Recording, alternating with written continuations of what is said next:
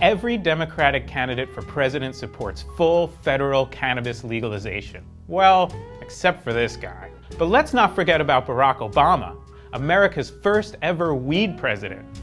He came into office with 0 fully legalized states, and he left with 8. Nice. Some righteous bud. I'm David Bienenstock, co-host of the podcast Great Moments in Weed History with Abdullah and Bien, and today we're going to delve deep into President Obama's long and complicated love affair with weed. Starting, of course, back in the 1970s, when Barry was a high school stoner in Hawaii who ran with the Choom Gang and had some fascinating ideas about how to conserve a stash. In his 1995 memoir, Dreams from My Father, Obama fully admitted to using cannabis in his youth, though he made it sound like he'd fallen in with a dangerous crowd, what he called, quote, the club of disaffection. But while researching his 2012 book, Barack Obama, The Story, journalist David Moranis discovered that, quote, most members of the Choom Gang were actually decent students and athletes who went on to be successful and productive lawyers, writers, and businessmen. So why were they called the Choom Gang? As former member Tom Topolinsky explained to PBS, Choom means indulging in pakalolo. So that kind of became our symbol of our friendship. But we weren't a gang, we were a family. And what's pakalolo, you ask? It's Hawaiian slang for cannabis.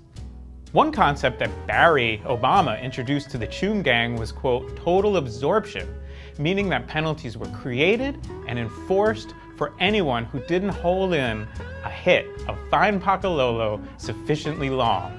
First offense resulted in getting skipped over the next time in rotation.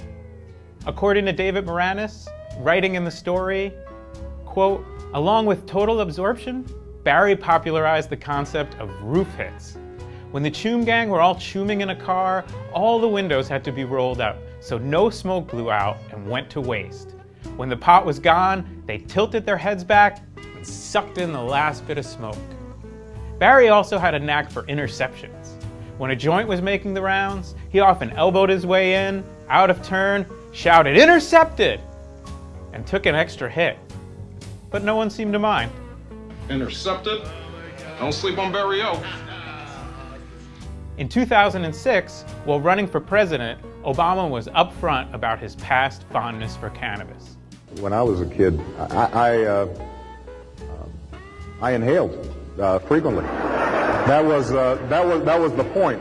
During his time in the White House, however, Obama never actively supported legalization efforts. But he didn't ever really fight against them too hard either. In 2014, he explained to The New Yorker where he ultimately landed on the weed issue.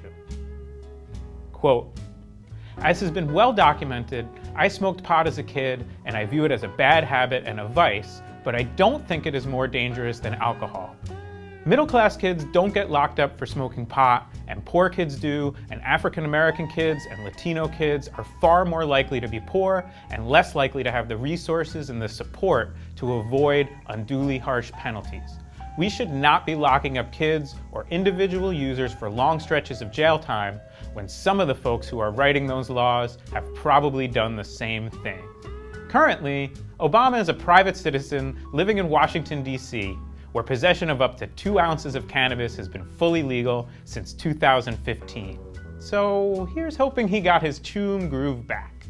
To learn more about this story, and lots more like it, check out Great Moments in Weed History with Abdullah and Bien, available for free now wherever you get podcasts.